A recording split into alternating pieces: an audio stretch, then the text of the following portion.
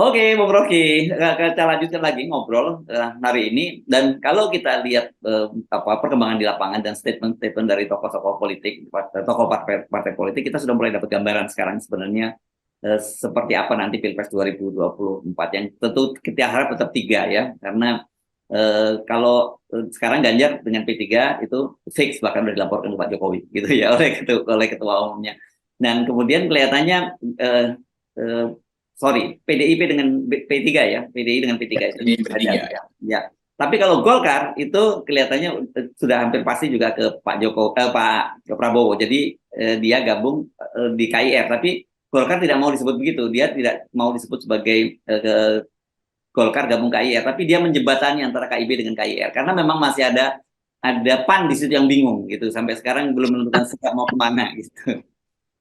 Ini kawin-kawin paksa begini yang membocorkan ide demokrasi. Demokrasi diberantakan karena soal-soal begini. Kalau bilang koalisi PDIP dan P3, gimana? PDIP itu partai yang sekuler, P3 partai yang agamis. Itu kan secara gampang kita bilang ya nggak mungkin dia koalisi. Tetapi dimungkinkan karena kebutuhan dana. P3 kalau bukan Sandi yang jadi sponsornya, mana mau diterima sama PDIP? Kan bagi PDIP mau apa kayak warna partaimu, kalau bawa uang datang aja. Itu yang saya sering terangkan, itu bertentangan dengan ideologi dasar dari PDIP yang diajarkan oleh Bung Karno tuh. Bung Karno bilang berdiri di atas kaki sendiri. Udah, kalau mau berdikari ya nggak usah nyari-nyari partner yang berbeda secara ideologis kan. Kita bayangkan misalnya P3 partai yang basisnya agama, PDIP partai yang basisnya sekuler. Waktu bikin kebijakan bagaimana transaksinya coba? Kan itu dasarnya kan, kekonyolan itu di situ. Tetapi orang paham bahwa loh yang datang ke PDIP kan bukan P3 tetapi Sandi. Yang datang apa? Ideologi Islam, bukan duit yang datang ke situ kan. Jadi ngaco langsung acara itu. Nah sebaliknya di Pak Prabowo lebih masuk akal karena Gerindra dan Golkar itu ya dua-duanya membutuhkan sinyal teknokratik. Gerindra jelas nasionalis dan berupaya untuk jadi partai yang modern. Partai yang modern butuh teknokrat. Nah, Golkar itu mensuplai teknokrat. P3 kan gak ada teknokratnya tuh. Jadi bagi Prabowo mungkin ya apapun gue diam aja udah pasti lah orang datang ke gue kan. Jadi harga diri dan kepercayaan diri lebih kuat daripada Prabowo. Itu yang menyebabkan ya, Erlangga batal untuk ujuk-ujuk AHY, Caimin batal untuk juga meyakinkan bahwa iman dia lebih tinggi dari iman AHY. Akhirnya dua-duanya pergi ke Gerindra tuh. Ya kira-kira gampang aja begitu kan. Jadi boleh juga dianggap bahwa ya udah stabilkan aja koalisi itu. Bahwa caleg capres Ganjar itu cawapresnya adalah Sandi. Udah ya resmikan aja walaupun itu semacam kawin paksa yang nggak keruan. Demikian sebaliknya tuh Gerindra sebutin aja bahwa Prabowo akan bergandengan tangan dengan cawapresnya yaitu Erlangga Hartarto. Dengan keterangan yang lebih masuk akal, Prabowo akan memimpin bangsa dengan tema-tema nasionalisme.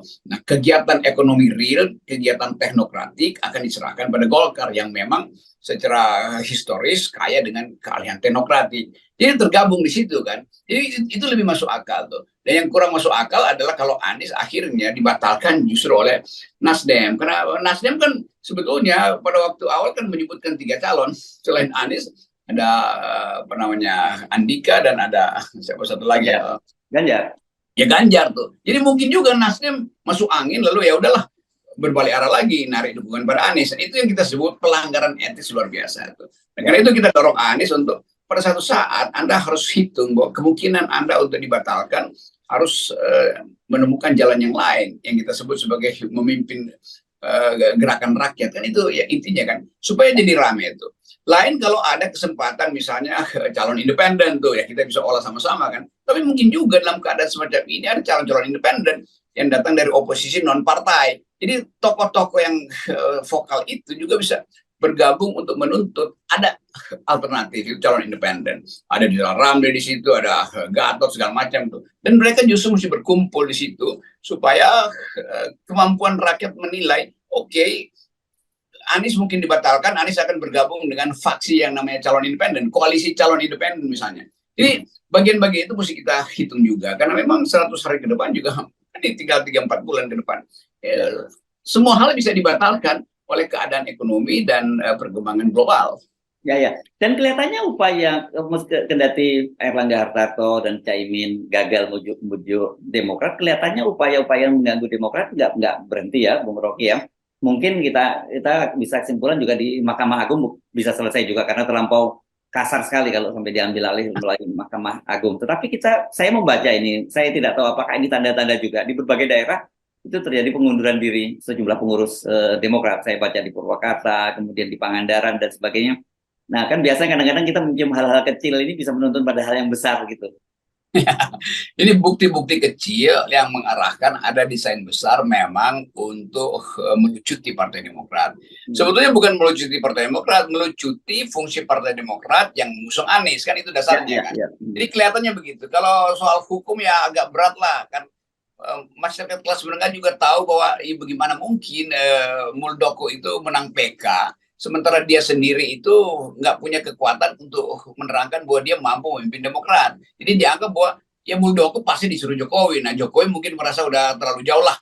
Orang udah tahu bahwa Muldoko itu gue yang suruh buat rebut Demokrat. Maka Jokowi mungkin cari strategi lain yang kalau bisa tokoh-tokoh potensial Demokrat di berbagai daerah, terutama di wilayah-wilayah lumbung suara, Jawa Barat misalnya, Jawa Timur itu, mulai disogok untuk pindah ke, misalnya pindah ke Nasdem. Tapi orang bertanya kenapa pindah ke Nasdem? Kan itu Anies juga. Iya, tapi yang penting ada satu partai yang elektabilitasnya drop, kira-kira begitu. Lalu dihubungkan lagi bahwa tetap ada upaya untuk mengobrak-abrik Demokrat. Nah, itu sebetulnya yang menerangkan kenapa ada berita-berita bahwa ada pengunduran diri di beberapa DPC, lalu kita mau tanya pindah kemana mereka tuh. Jadi sebetulnya ide untuk membatalkan Anies itu masih jalan terus. Kalau dia gagal secara hukum, akan dilakukan secara politik. Ya, ya, ya, ya. Jadi tetap saja kebaca ya bahwa memang ada niat yang tidak tulus gitu. Apalagi kemudian tadi kita menyinggung Pak Jokowi menolak disebut cawe-cawe. Dalam kasus ini Pak Jokowi bukan hanya cawe-cawe, tapi Pak Jokowi itu justru betul-betul langsung terjun langsung, kemudian membuat aturan, bagian permainan, dan kemudian siapa yang boleh bermain itu betul-betul terlibat langsung Pak Jokowi ini. Gitu. Betul, dan Pak Jokowi kan orang yang tetap ingin meninggalkan kesan bahwa dia masih bisa atur-atur partai. Jadi kalau dia bilang enggak, saya enggak cawe-cawe, iya, tapi tidak akan ada lain dengan apa yang apologi Anda bahwa dia hanya bekerja sebagai pejabat publik yang mesti mengucapkan atau menerima mereka ingin konsultasi. Dan sekarang kita cek satu-satu tuh. Yang tiap kali mengatakan bahwa mereka diminta oleh Jokowi untuk berkumpul, bukan mereka yang datang ke Jokowi untuk melapor, diminta untuk melapor oleh Jokowi karena diberi tugas kan. Kan Erlangga diberi tugas untuk ngintai Demokrat dan gagal. PKB juga begitu, P3 begitu. Jadi para pengintai ini sebetulnya juga jengkel bahwa dia disuruh mengintai, tetapi yang menyuruh adalah presiden, dia bisa balikin juga hasil intaian itu kan. Untuk apa ya? Untuk tadi. Ini betul-betul semacam kasak kusuk dalam politik keraton di dalam tradisi politik Jawa kan. Kasak kusuk dan gak ada sinyal, tiba-tiba ada pemberitaan. Jadi sekali lagi soal etik tadi itu yang membuat kita merasa ya memang mesti ada pemimpin yang filter pertama etikability, baru intellectuality, baru stability. Itu selalu akhirnya rumusnya begitu. Ya. Oke. Tapi dengan perkembangan terbaru ya, kita lihat Golkar akhirnya bergabung dengan Prabowo dan masih tetap mereka bicara soal koalisi besar. Meskipun kan kita tahu dengan tanpa adanya P3 itu kan berarti nggak bisa lagi disebut koalisi besar gitu. Mungkin yang mereka bayangkan tadinya koalisi besar itu PDIP sendirian dan kemudian yang lain semua bergabung, bahkan termasuk Demokrat bergabung dengan Prabowo. Mungkin gitu yang tadinya Pak Jokowi bayangkan kan. Tetapi dengan cara seperti ini, saya membayangkan kalau gitu, siapa yang akan jadi tempat berlindung buat Pak Jokowi setelah ini? Karena bagaimanapun juga kan sebenarnya paling sempurna itu PDIP kan. Karena bagaimanapun Pak Jokowi itu adalah tugas partai kader PDIP. Tapi dengan perkembangan terbaru ini kita kelihatan ada pecah kongsi nih antara Pak Jokowi dengan Ibu Mega itu. Saya kira udah final tuh pecah kongsi itu. Kalau kongsinya masih ada, itu terlihat bahwa Pak Jokowi nanti akan jadi, atau dari awal udah dihidup-hidupkan isu bahwa Jokowi akan jadi tim pemenangan Ganjar. Jokowi akan jadi semacam penasihat tim pemenangan ini. Tapi kalau kita lihat gestur Ibu Mega, ya oke, dipanggil Jokowi, ya lah. Tapi dia tetap Ibu Mega merasa bahwa nggak mungkin lagi dia kasih kesempatan pada Jokowi. Sementara Jokowi kasih sinyal terus pada Ibu Mega bahwa dia bahkan bisa bawa Prabowo jadi wakilnya Ganjar kan. Nah, buat Prabowo ini juga mentertawakan, walaupun Pak Prabowo dengan desensi, dengan kesopanan seorang prajurit tidak bakal ucapin itu kan. Tetapi kalau kita hitung dari awal, memang Prabowo juga tahu bahwa dia akan diminta lagi oleh sejarah seperti biasanya untuk jadi calon bayangan doang kan. Nah, kalau nggak bisa jadi calon bayangan ya jadi wapres saja, nggak ada gunanya kan.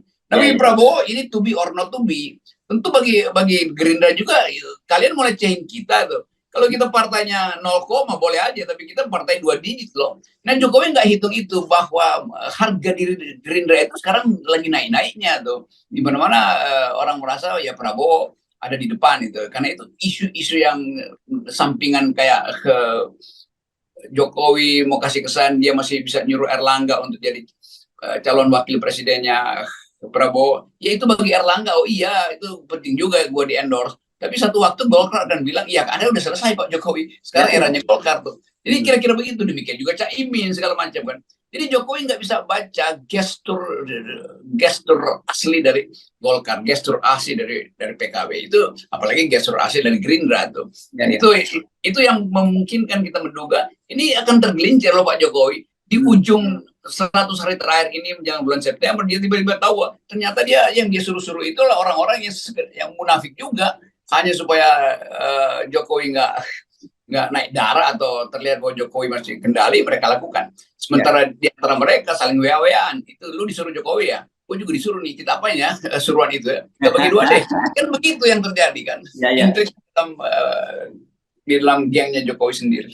Ya, dan ini kan para ketua umum partai itu sekarang itu nurut, disuruh sana Pak Jokowi, suruh ketemu Pak SBY, suruh ngerayu Pak SBY nurut, mau ke tempat Ganjar nurut, itu karena kan mereka tahu bahwa Pak Jokowi masih bisa kendalikan mereka, masih punya kekuasaan. Begitu Pak Jokowi hari ini turun dari jabatan, saya kira mereka akan berteriak merdeka, begitu ya, kira-kira, dan bebas gitu. Itu pasti terjadi. Jadi menjelang September nanti udah itu mulai terlihat tuh bahwa menteri-menteri ya, karena justru dia sudah berkoalisi dengan Prabowo misalnya, ya akan menganggap ya udah nggak ada lagi urusan dengan kabinet kan. Nanti di sidang kabinet Pak Jokowi ada yang nggak datang karena lagi persiapan legislatifnya. Jadi banyak hal yang akan kita lihat berubah. Nah, Jokowi merasa dia bisa pegang itu terus sampai Februari 2024. Nah, itu yang namanya delusi. Yes, oke. Baik, terima kasih. Nggak perlu dielaborasi lagi soal delusi, karena nanti malah bisa salah paham orang atau dipelintir orang. Oke. Terima kasih. Ya, tunggu waktunya, dan 0% tetap harga dari demokrasi. Yes, thank you. Ya.